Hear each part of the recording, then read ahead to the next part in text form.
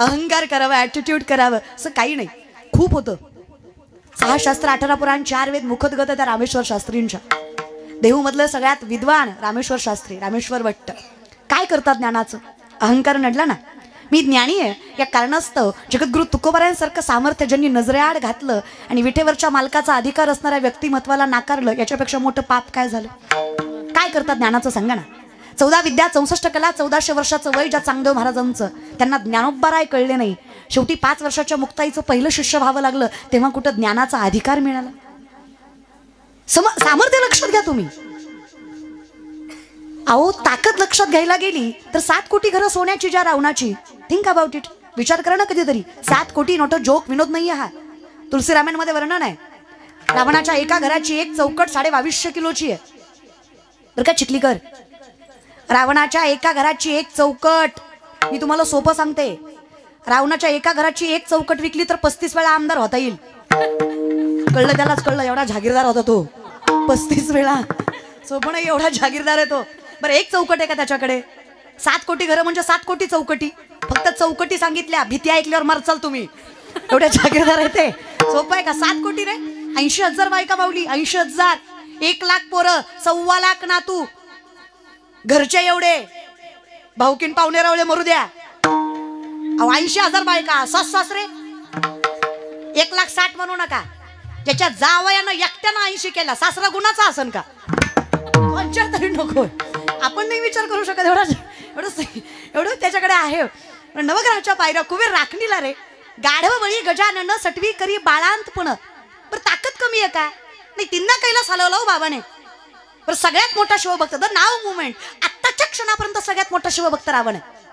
रावणासारखी भक्ती नाथबाबा सांगतात, धन्य भाग्य रावणाचे, दास झाले शंकराचे. भाग्यवान व्यक्तिमत्व आहे, पण हातानं नाडलं अहंकार. कधी लक्षात ठेवा, ज्या दिवशी आपण देवाचं अस्तित्व नाकारतो ना, त्या दिवशी समजायचं आपण स्वतःचं अस्तित्व नाकारतो. आजकाल शिकली सवरलेली पिढी आहे, त्यांना जर विचारलं ना, का रे बाबा हायली एज्युकेटेड आहात, स्टँडर्ड मेंटेन करता, हाय क्लास लाईफस्टाईल आहे, श्रीमंत आहात, पण कधी भजनात दिसलं नाहीत रे. कधी मेडिटेशन करत नाही तुम्ही, साधना करत नाही, आई वडिलांना मानत नाही तुम्ही, कसं काय बरं? आजकालची पिढी फार कौतुकाने सांगते, I don't believe in God. Okay, no issue. तुम्ही देवाला मानत नाही, यात काही वावगं नाही, तो प्रारब्धाचा भाग आहे. तुम्हाला देव आवडत नाही, ती पुण्याईचा भाग आहे. पण खरं सांगू, ज्या दिवशी देव तुम्हाला मानणार नाही, हे जग तुमचं अस्तित्व सुद्धा मान्य करणार नाही, ही ताकदच ज्याच्यामुळे आहे तो परमात्मा आहे. आपण नाहीच आहेत. अहं वैश्वानरो भूत्वा प्राणिनाम देहमाश्रित प्राणापान समायुक्त पच्चामिन्नम चतुर्विधम. चालवणं बोलवणं सोड रे अर्जुना, तू सूक्ष्मता लक्षात घे. तुझ्या अन्न पचवणारा, तुझ्या जठरामध्ये अग्नी जी वास करते, तो मी रे. तो मी जगदीश्वर, तो मी कृष्ण, तो मी राम, तो मी शिव, तो मी विश्वेश्वर. पंचमहाभूत मी, अणुरेणू मी, सुरुवात मी, शेवट मी, अनंत काल मी. मग मीही तू आणि तूही. हे कधी कळलं? तुझं पाहता आपोआप माझं असं झालं की जीव दिला. कारण ज्या दिवशी कळलं तू मीच आहे, मग सर्वा घटी राम देहा देही, मग हेही तुझ्याच कारणी लावलं रे. भक्त ऐसे जाना जे देही गेले आशा पाश. 7 प्रकारचे पाश मी नाडले. का नाडले? तुझी आवडच प्रबळ झाली रे. आपोआप कळलं मी करतच नाहीये. तुका म्हणे मज बोलविता देव, आपुलिया बळे नाही मी बोलत, सखा कृपावंत वाचा त्याची, साळुंकी मंजुळ बोलत असे वाणी, शिकविता धनी वेगळाची. हे ज्या दिवशी कळलं मिठी पडली. तुझा झालो रे विठ्ठला. आमचं काय होतं? वर्षात लेकरू मागितलं, लक्षात आहे ना? महाराज म्हणले हरकत नाही, नारळ घे, वर्षात होईल. हा वर्षाने आला, म्हणला भामटा आहे तू, वर्ष झालं लेकरू नाही. महाराज म्हणले नारळ दुसरा घे, पण भर माणसात बोंबलू नको, झालं नाही है ना. हा दुसरा घेऊन दुसऱ्या वर्षाने आला, म्हणलं 2दा नारळ घेतला हो महाराज, एकदाही लेकरू नाही. महाराज म्हणले अरे बऱ्यापैकी माझा नारळ फसत नाही, तुझ्या बाबतीत 2दा फसला, तुझंच काहीतरी चुकतंय. अचानक महाराजाला आठवलं. महाराज म्हणले का रे, जेवढी माणसं माझ्याकडे लेकरू मागायला आली, सगळी बायको घेऊन आली.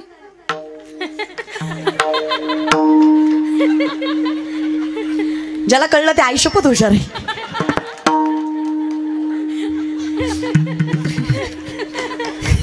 संसबल माणसं तुम्ही, कळतं तुम्हाला.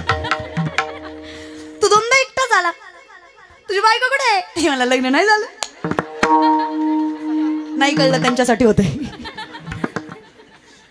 कसं काय तुला लेकरू होणार आहे? अरे जिथे श्रद्धा नाहीये, शुद्ध अंतकरण नाहीये, चित्त स्थिर नाहीये, भाव प्रबळ नाहीये, कसा काय परमात्मा मिळणार आहे? साधं विचारते ना चिखलीकर तुम्हाला, ज्याला घरातला बाप कळला नाही त्याला पंढरीचा बाप कसा कळणार? ज्याला घरातली माय कळली नाही त्याला पंढरीची माय कधी कळणार?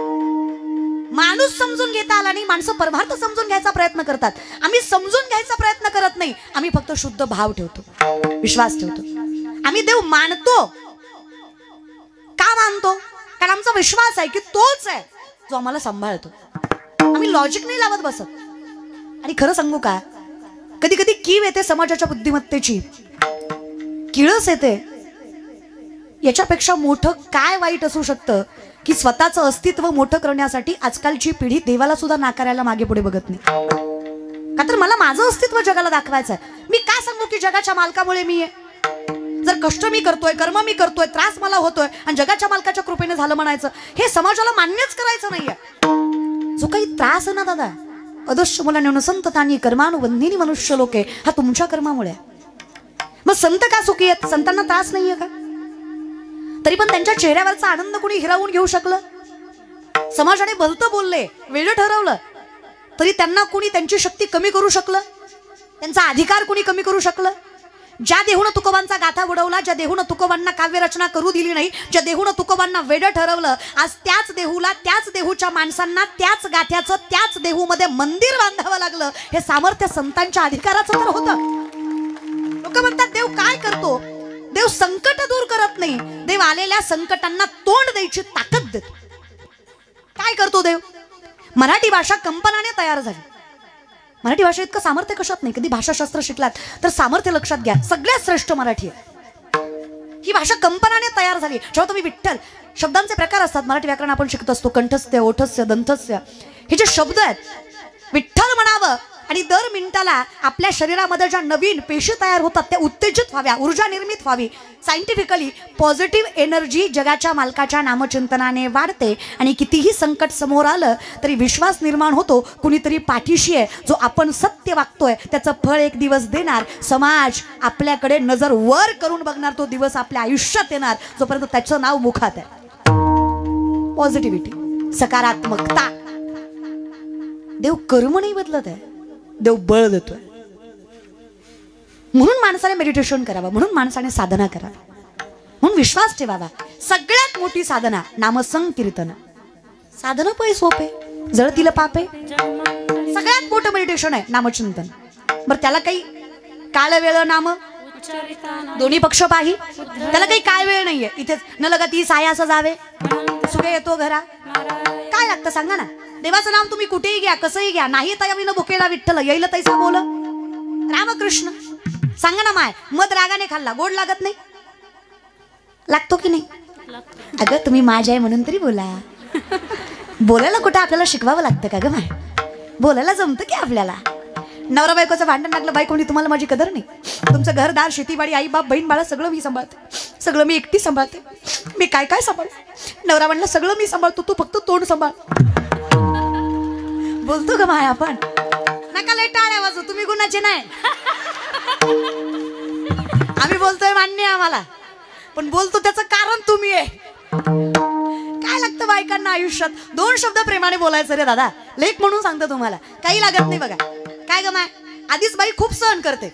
सासूनं बोलावं, सासऱ्यानं बोलावं, जावेनं बोलावं, नंदेनं हिनवावं, अख्ख्या जगाने त्रास द्यावा, सगळीकडनं संकट यावी, फक्त नवऱ्यानं म्हणावं सोबत मी तुझ्या. बाई सगळी संकट एका पायावर सहन करण्याची क्षमता ठेवते, फक्त नवरा विश्वास ठेवणारांचा. आता वाजवा बघा शिकवलं वाजवलं. चांगल्याला कधी वाजवत नाही. खरं असलं खऱ्याला खरं म्हणत चला.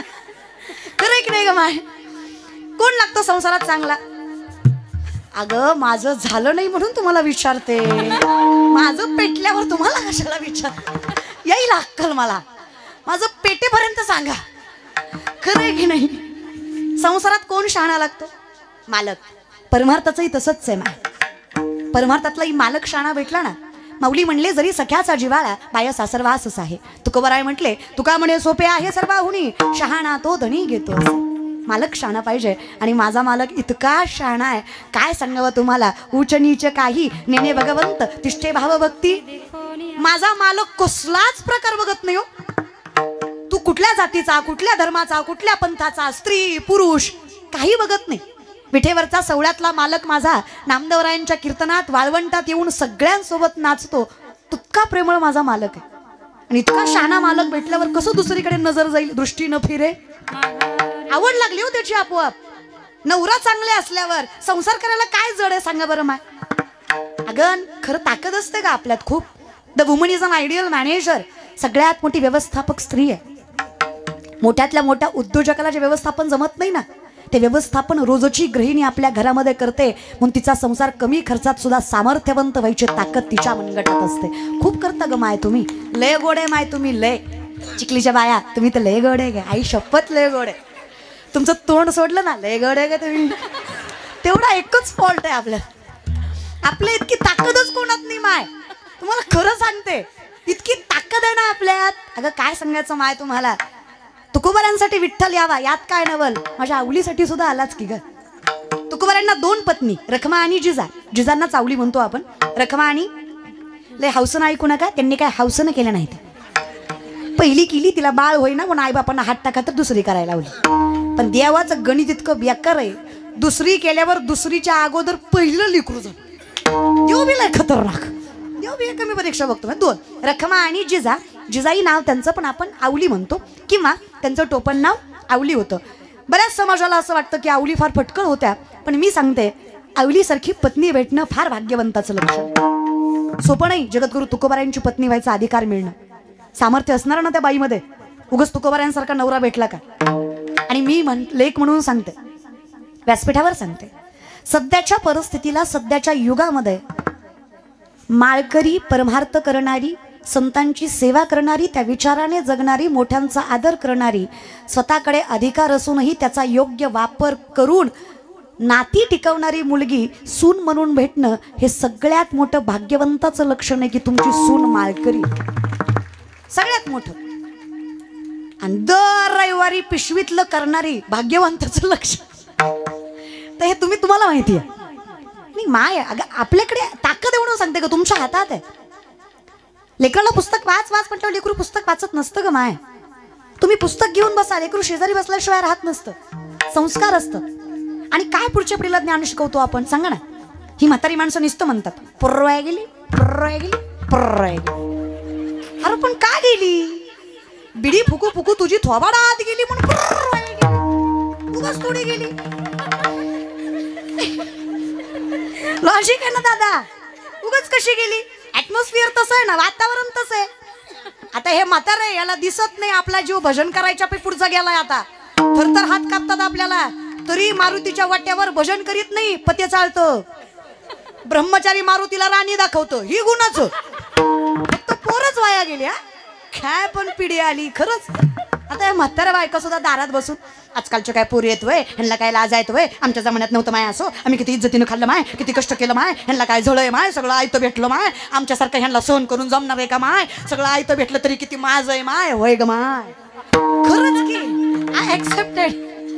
आम्ही मान्य करतो, तुम्ही जेवढं जुन्या पिढीने सहन केलं आम्हाला होणार नाही. जो त्रास माझ्या आईने काढला मला जमणार खरंच नाही जमणार. मान्य करतो आम्ही.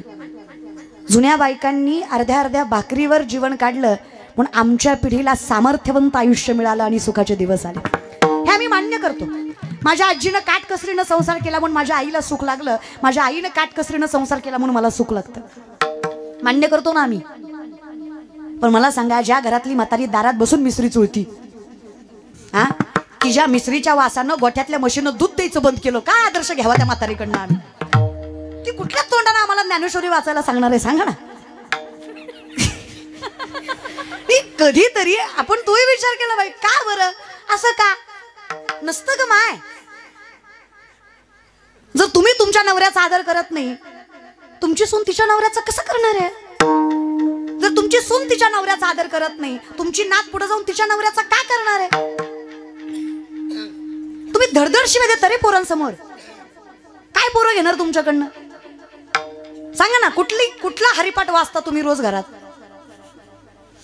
शब्दाला कारण नसताना शिवी देतो आपण. कारण नसताना काय लेकरं शिकणार आहेत. आणि असं नाकाच्या शेंड्यापासून कितीपर्यंत टाकल्यापर्यंत गण लावला ना, हे अमंगळ असलं ना काही फायदा नाही बरं. पाया पडतो तुमच्या. सगळ्यात महत्वाचं आहे, सगळ्यात भावे विन भक्ती, भक्ती विन बळे विन शक्ती, भावे विना देव नकळे निसंदेह, गुरुविना अनुभव कैसा कळे. आमची अवस्था द्वैताची झाडणी, गुरुविन ज्ञान तया कैचे कीर्तन घडेल ना. आम्ही ती नामदेवराय म्हणतात ना, आमचं आयुष्य याच्यातच गेलंय. लटके झाले कटके तिथे काढगा एवढे राळे, लटके झाले कटके तिथे काढगा एवढे राळे, लटके झाले कटके तिथे काढगा एवढे राळे, लटके झाले कटके तिथे काढगा एवढे राळे. उडत चिमणी सरत चाले तिचे वाटी एवढे डोळे, उडत चिमणी सरत चाले तिचे वाटी एवढे डोळे.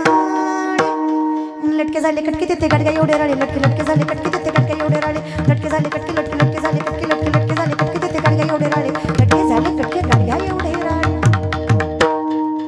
सोपं आहे. नामदेवरायांचं ही कूट रचना, कूट अभंग म्हणतात याला. हे कुठून कुठून किती कुठले तरी कुठूनच कळत नाही, त्याला कुट म्हणायचं. कुट म्हणजे खोडकर. हो, खोडकर म्हणजे जरा भाषेत हेरफार. लटके, लटक बोलू नको, खोट. लटके म्हणजे खोटे, कटके कुटाने. नामदेवराय म्हणले लटके झाले कटके. माणसं म्हणले काय झालं, अहो गाडग्या एवढं राळ. राळ माहिती तुम्हाला? माय संक्रांतीला भोगीच्या दिवशी आमच्याकडे भोगीची भाजी म्हणजे सगळ्या पदार्थांची मिळून भाजी आणि राळ्याचा भात केला जातो. तुमच्याकडे हा बाजरी, अहो भाकरी असते, पण मी भाताचं सांगितलं, तुम्ही भाकरी माही. आमच्याकडे बी असते की भाकरी ती. खरं आहे, पण ह्याच्यातच आयुष्य गेलं आपलं पुढचं सांगण्यात. माहित आहे की मला, बाजरीची भाकरी भाजी आणि राळ्याचा भात असतो. तुमच्याकडे असतो का राळ्याचा भात? नाही. बरं राळं माहिती आहे का? राळं असं तांबडं तांबडं जरा. राळं फुगून फुगून किती फुगल? ज्वारी इतकं सुद्धा राळं फुगत, ज्वारीच्या दाण्या इतकं सुद्धा राळं फुगत. नामदेवराय म्हणले मी फुगिवलो गाडग्या इतकं फुगलं. एखाद्याच्या घरी जावं, मानधन त्याच्याकडे असावं, त्याच्या सोप्यावर बसावं, ती इतकं फुगतं, ती आपलं काही ऐकूनच घेत नाही, ते त्याचं सांगतं. मी याचा अध्यक्ष, त्याचा उपाध्यक्ष, त्याचा सचिव, त्याचा चेअरमन, त्याचा सरचिटणीस, आपल्याशिवाय गावचं पान हालत नाही. साहेबाचं ना आपलं लय जमतं, ताटाला ताट लावून बसतो आपण साहेबाच्या, आपली बायको सुद्धा लय मोठ्याची असं वाटतं. हान मग मला काय करतो, घालतो का सोप्या डोक्यात माझ्या? तुझ्या सोप्यावर बसले हे चुकलं माझं. पण त्याच्या घरात जाऊन काही म्हणता येत? गाडग्या इतके, कर्म कमी, बोभाटा. आपल्या सगळ्यांचं तसं, करणं कमी, सांगणं जास्त. कोट्यांचा बंगला, बंगल्यावर औपचारिकता म्हणून नाव, मातृपितृ छाया. औपचारिकता. घरात गेल्यावर कळलं मातृवटेवर पितृवटेवर छाया खाटावर. आग लागो तुझ्या बंगल्याला, लिहितो कशाला? मग नको ना दाखवू. माझं सहज मत आहे, जेवढं जमतंय तेवढंच सांगा. मी सामान्य मुलगी आहे, संतांचा अधिकार मिळणार. कीर्तनकार आहे, भाग्य आहे, याच्या पलीकडे काही सामान्य आम्ही. ही मी अशीच आहे, मला हेच जमत नाही, मला तेच जमत नाही, मी हेच खात नाही, ते काही नाही, सगळं जमतं नजरेआड. नजरेसमोर काय चालत नाही. मग जे आहे ते समाजाला दाखवा. मी अशी आहे ना, अशी आहे. एज्युकेशन प्लस स्पिरिच्युअल दोन्ही सांभाळतो आम्ही. जावं लागतं आम्हाला, कॉलेजला जातो आम्ही, ते करून हे करतो रे. आणि गरज आहे बरं का तरुण मंडळी, बहीण म्हणून सांगते, नजरेत नजर घालून सांगते. या जगात डोंट जज बुक बाय कवर ही म्हण लागू होत नाही. इट्स ॲब्सोल्युटली बुक जज बाय कवर. इथे तुमच्या सामर्थ्यावरच तुम्हाला मान दिला जाणार आहे. इथे महाराज सुद्धा फॉर्च्युनर मध्ये आला तर हुशार आहे. किती हुशार महाराज असला आणि सायकलीवर आला, तुम्ही त्याला किंमत देणार. तुमची किंमत देण्याची पद्धत तेव्हाच बदलते जेव्हा पुढचा श्रीमंत असेल. त्यामुळे पैशाला कमी समजायचं. शास्त्राने सांगते 4 पुरुषार्थ माहिती आहेत? 4 पुरुषार्थ: धर्म, अर्थ, काम, मोक्ष. पहिला पुरुषार्थ धर्म. धर्मासाठी जगता यायला पाहिजे आणि जीव घाण टाकता यायला पाहिजे. आणि ज्याला धर्मासाठी जगता आलं नाही आणि पैशासाठी धर्माच्या पुढे, पैशाच्या पुढे धर्म सोडून लाचारी करावी लागते, अशाला शास्त्र पुरुष समजत नाही किंवा पुरुषार्थ समजत नाही जो धर्माने जगत नाही. प्रथम आहे धर्म. दुसरं अर्थ. अर्थ म्हणजे काय? पैसा. नोकरी सरकारी असेल तर पोरगा किती बी काळा भंगारण किती बी ढोला असू द्या, बायको त्याला नाजूकून गुरीच भेटत. तुम्ही किती हँडसम, गुड लुकिंग, जॉ लाईन, सिक्स पॅक, खिशात दमडी नसली ना, जिची आपल्यापेक्षा कमी पात्रता आहे, अशा छपऱ्या पुरीला सुद्धा होय म्हण तू तरी होय म्हण असे भिकाऱ्यागत मागं लागावं लागतं. स्वतःला सिद्ध करा. स्वतःला सिद्ध करायला मागे पुढे बघायचं. व्यापार टाका, व्यवसाय करा, सगळं करा. नोकरी करताय, साईड बिझनेस करा, काहीतरी करा. घरात सुद्धा पैसे कमवणाऱ्यालाच किंमत आहे. जे कमवत नाही त्याला बायको सुद्धा नीट भाकरी देत. काय करतो रे म्हणती दिवसभर? कष्ट करा, कष्ट, पैसे कमवा. ज्या विठेवरच्या मालकाचं आम्ही चिंतन करतो, द्वारकेचा राजा आहे तो, सोन्याच्या सिंहासनावर बसतो. अधिकारानं सांगते मी तुम्हाला, मिळवा पैसे. हे हा समाज आहे. इथे लय अवघड आहे बाबा. इथं देव सुद्धा प्रचारावर आहे. हा, ज्याचा प्रचार जास्त त्याला गर्दी जास्त आहे. देव सगळा सारखाच, पण आमचं महाराष्ट्रातलं क्रुझर करून महाराष्ट्राच्या बाहेर पालतं पडतं, पण पंढरपूरला जात नाही. जात शेगाव हाकेच्या अंतरावर आहे, जात नाही जाणार. मुक्ताईनगर जवळ आहे, जाणार नाही जाणार. कारण ट्रेंडिंग देव बाहेर आहेत ना. ट्रेंडिंग मधले देव एकच रे. भरला घनदाट हरी दिसे. पण हे कळण्यासाठी दृष्टी न फिरे, नजर स्थिर पाहिजे. सगळीकडे नाही ना चालत. विनंती आहे या विषयाकडे सामर्थ्यवंत राहा. तिसरं एक काम, ज्याला वासना नाडता आली तो पुरुषार्थाने जमला. हे 3 कमवलं ना, मोक्ष आपोआप मिळतो. काळजी करू नका. सगळ्यात मोठं मोक्षाचं साधन आहे नामसंकीर्तन. साधं आहे का माय? काही लागत नाही, ताकद आहे आपल्यात. मग ती तुकोबांच्या 2 पत्नी रखमा आणि जिजा. विषयाकडे आलात तुम्ही? लक्षात आहे ना? मी हुकले तरी तुम्ही नका हुकच. लाईनीवर आल्यावर फक्त लक्षात ठेवीत जा महाराज. रखमा आणि जिजा, आवली नाव त्यांचं. फार श्रीमंत माय, गरीबाच्या नव्हत्या. पुण्याचं सासरे तुकोबरायांचं, गोळवे सावकाराची पोरगी तुकोबरायची बायको आवली. 3600 एकर ऊस होता तिच्या बापाचा. किती? 3600. चिखलीच्या डोंगरात नव्हता, पुण्यात होता. जागेला किंमत आहे. 3600 एकर ऊस होता. 1425 माणसं बापाला एका दिवशी हाताखाली कामाला असायचे. अशा जागीरदार बापाची गोळवे सावकाराची पोरगी जिजाई होत्या. नवऱ्याच्या घरी मिठासोबत भाकरी खायची. काय मोठं मन असेल. तुकोबराय गरीब होते असं 65 लाखांची सावकारकी तुकोबांची. खरं तर तुकोबाराय भीमाशंकरच्या शेजारी गाव आहे त्यांचं, जावळीच्या खोऱ्यामध्ये. तिथून स्थानापन्न होऊन, म्हणजे ज्यावेळेस विश्वंभर बाबा होते तेव्हा ते स्थानापन्न झाले. विश्वंभर बाबांनी ते गाव सोडलं आणि देहूत येऊन राहिले. 8 पिढ्याचा परमार्थ आहे. 8 पिढ्याची सावकारकी आहे. 25 बैलगाड्या तुकोबांनी कर्जपत्राच्या इंद्राणीत बुडवल्या. फक्त तुकोबांच्या वाटणीचे 3 भाऊ बाकी आहेत अजून. फक्त तुकोबांच्या वाटणीचा किती बैलगाड्या? 25 कागदांच्या, स्टॅम्प पेपर म्हणू शकतो आपण सध्याच्या भाषेत. त्याच्यावर लिहिलंय की हे घाण ठेव माझ्याकडे, तुला ह्या बदल्यात एवढा पैसा देतो. प्रत्येक कागदावर 50-100 एकरी जमिनी घाण होत्या. अशा कागदाच्या 25 बैलगाड्या इंद्राणीत बुडवल्या. या जगातले शेतकऱ्यांचं कर्ज माफ करणारे पहिले महापुरुष जगद्गुरु तुकोबाराय, तो श्रीमंत वारकरी संप्रदाय. कुणाला गरीब समजता तुम्ही? सगळ्यात पहिल्यांदा शेतकऱ्याचं कर्ज जगद्गुरु तुकोबांनी माफ केलं. काय मन असेल दादा? उगाच आम्ही त्यांच्या अर्थ नाही करत. फार सामर्थ्यवंत संस्कार लागतं त्याला. एवढं करू नये बायकोनं तक्रार केली, केला संसार. अशीच तुकोबांना भाकरी द्यायला चालले. एके दिवशी पायात काटा मोडला त्यांच्या. शेतकरी ना तुम्ही, बसले थोडेफार. मी काय वाटोळं केलंय बरं तुमचं? बोलत का नाही तुम्ही? हा, म्हणजे सहनशक्ती बघता का माझी? विनंती आहे रे दादा, एक काम करा, कीर्तन झाल्यावर माझ्या पाकिटातलं थोडं थोडं देते तुम्हाला. गेल्या महिन्यात 1.5 महिन्यापासून तुम्हाला बी सवय लागली घ्यायची. घेतलं दोन्ही कोण, कल्याण कोणाचंच केलं नाही तुम्ही, मरू दे तिकडं, पण सवय लागली तुम्हाला. पण ती सवय आता पाया पडते बाबांनो. बोला. मी काय तुम्हाला शास्त्र विचारलं का? आता साधा प्रश्न विचारला. शेतकरी तुम्ही प्राऊड फार्मर रे. शेतकरी स्वाभिमानानं सांगत जा. बाकीचे कसे सांगतात? चेअरमन, संस्थापक, अध्यक्ष, आमदार, सरपंच, माजी सरपंच, ही सुद्धा कौतुकानं सांगतात रे. कीर्तनाला फोन केला की माणूस आधी पद सांगतो मला. नमस्कार ताई, मी नगराध्यक्ष बोलतो. मी काय करू? मला काय माहित आहे? तू माझ्याकडे काय काम आहे ते बोल ना. काय पण लोक त्यांना वाटतं पद सांगितल्यावर काहीतरी फायदा नसतं रे दादा. ते लगेच कळतो की ती व्यक्ती अहंकारित आहे. थोडा विचार करत जा. चला सांगा, शेतकरी ना कौतुकाने.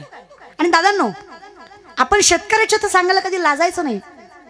असेल आपला बाप फाटक्या धोत्रात, असेल आपली माय फाटक्या पदरात, पण आपल्या घरात कधी भ्रष्टाचाराचा, लाचारीचा आणि कुणाच्या तळतळाटाचा पैसा आला नाही. त्यामुळे आपण शेतकऱ्याचे हे स्वाभिमानानं सांगायला घाबरायचं नाही. आपण कोणाचं वाटोळ करून आपली घरं भरली. बरं इमानदारीनं सांगा ना दादा, आर्मीत भरती होणारी पोरं शेतकऱ्याची का जागीरदाराची? होय का माय? शेतकऱ्याची. आज वारकरी संप्रदायात स्वतःचं तारुण्य पणाला लावून वारकरी संप्रदायाची पालखी खांद्यावर पेलवायची ताकद शेतकऱ्यांच्या पोरात का जागीरदारांच्या पोरात? सामान्य पोरं, शेतकऱ्याची पोरं. हा, वृद्धाश्रमात मायबाप जागीरदाराचे का शेतकऱ्याचे? जागीरदाराचे. ती कुत्र्याचं नाक पुसतो, बापाचं नको वाटतं त्याला. जागीरदार आहे ना तो, वेल एज्युकेटेड, हाय क्लास. सोसायटीला खतरनाक मेंटेन केली आम्ही. जी पोरगी वरातीत नाचते ती सुशिक्षित, जी कीर्तनात नाचते ती नालायक. ज्या बाईनं अखंडितपणे संस्कार, मर्यादा, संस्कृती सांभाळून संसार केला ती 2 वर्ग कमी शिकली म्हणून लोअर क्लास. आणि जी 2 वर्ग जास्त शिकली पण चपल्या घालून चपात्या लाटती, मोठ्यांचा अनादर करते, ती मात्र हाय क्लास. काय सोसायटी पण, विचारांचं काही घेणं देणंच नाहीये. 8-8 दिवस देवघराला आया लागले हिच्या, तरी ती मात्र वेल एज्युकेटेड. आमची माय तुळशीला पाणी घातल्याशिवाय दिवस चालू करत नाही, पण तिला परिस्थितीमुळे शिक्षण घेता आलं नाही म्हणून ती अनएज्युकेटेड. अरे एमए करता तुम्ही, मॅनेजमेंटचे क्लास करता तुम्ही, कधी आईकडे बघा स्वतःची आई कशी संसार करते, घर सांभाळते, हे जर तुम्ही बारकाईने बघितलं तर तुम्हाला कुठल्याच मॅनेजमेंटच्या कोर्सची गरज पडणार नाही. एवढं सामर्थ्यवंत घर तुमची घरातली माय चालवते. आजही माझी माय साबण संपल्यावर फेकत नाही. जुन्या साबणाची चिपळी नव्या साबणाला लावती का, तेवढ्यात एक आंघोळ होईल. कुठं शिकणार आहे तुम्ही? कुठल्या मॅनेजमेंट कोर्स मध्ये शिकणार आहात हे तुम्ही? करा ना विचार. काय बाप संसार करतो आपला, विचारही करत जा. पण आम्हाला ज्ञानेश्वरी गाथा, या विश्वात असा एकही विषय नाही ज्याचं वर्णन ज्ञानेश्वरी आणि गाथ्यात नाही. एकही विषय नाही. व्यवहारिक घ्या, सामाजिक घ्या, आध्यात्मिक घ्या, वैज्ञानिक घ्या, काही करा तुम्ही. काही या बल्बचा शोध 100-125 वर्षापूर्वी कुठल्या तरी पाश्चिमात्य सायंटिस्टने लावला. अख्ख्या जगाला त्याचं नाव माहीत आहे. 750 वर्षापूर्वीचा काळ आहे. 16 वर्षाचे ज्ञानेश्वर माऊली ज्ञानेश्वरीमध्ये सांगतात, उदकाचे आवेशे प्रगटले तेज लखलखीत दिसे, तर या विजू माझी असे सलील काही. उदक म्हणजे पाणी, आवेश म्हणजे प्रेशर, पाण्याच्या प्रेशरनं वीज निर्मिती होणार. हे 16 वर्षाच्या ज्ञानेश्वर माऊलींनी 750 वर्षापूर्वी ज्ञानेश्वरीमध्ये सांगितलं. It is science, it is spirituality.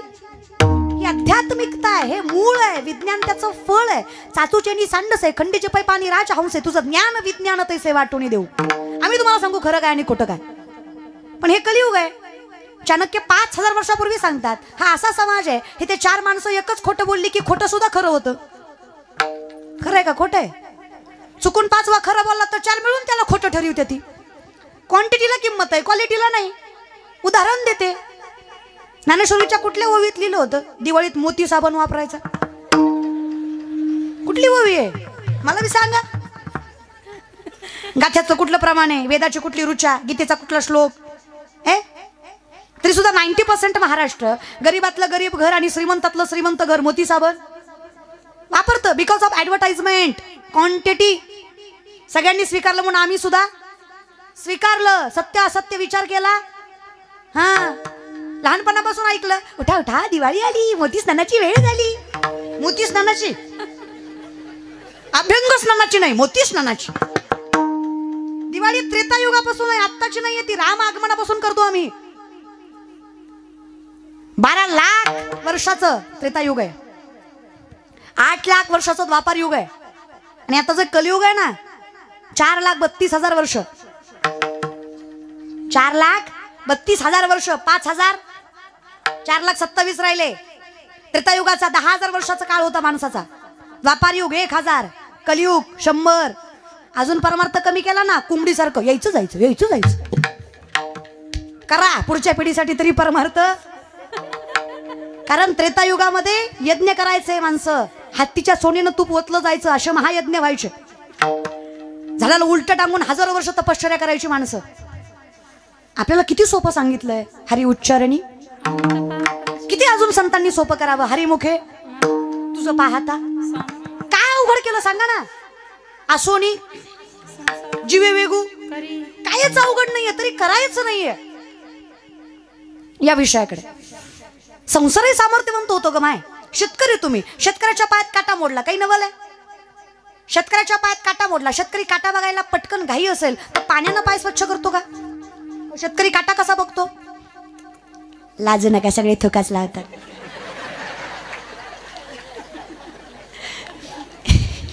इथे काही हायजीन मेंटेन करायचं नसतं, थुकाच लावायचं असतं. बरं एका थुक्यात काटा दिसतो तो काय सॉक्स घालून नांगर धरतोय थुक्यात काटा दिसायला. 2-4 वेळा लावायला लागतो. आता काटा मोडलाय जिजांना, आवली ना, त्रास झाला त्रैलोक्याच्या नात्याला. माय आहे ना तो, न सांगता तुम्हाला कळू येते. काय माझा पण काय देव आहे दादा, माणसांना कळलं पाहिजे. किती करतोस रे विठ्ठला. पितामह भीष्माने वचन दिलं कृष्णाला, काही झालं देवा तू शस्त्र उचलायचं नाही. अर्जुनाच्या रथाचा पाय गेला, बाणावर बाण अर्जुनाला मारला. चुकीच्या अवस्थेचा गैरफायदा घेता देवाला सहन झालं नाही. देवानं सुदर्शन चक्र फिरवलं. भीष्मांनी विचारलं, देव आहेस ना बाबा, परमात्मा असून वचन मोडलंस. भगवान श्रीकृष्णाने वरमान करून सांगावं, अरे कृष्ण जरी असलो ना, सगळ्यात मोठं वचन आहे माझं. मी स्वतःचं वचनही मोडेल, पण डोळ्या देखत भक्तावर झालेला अन्याय कधी सहन करणार नाही. कारण भक्ताचं रक्षण करणं हे सगळ्यात मोठं वचन आहे माझं. स्वतःचं वचन मोडून जो आपल्या वचनाची पूर्तता करतो, नामा म्हणे केशवराजा केला नियम चालवी माझा. मी फक्त बोलतो रे, करतोस तूच की रे. ते जुनं भजन आहे बघा. लेकरांची सेवा केली तू, लेकरांची सेवा केली तू. कस पांग फेडू कस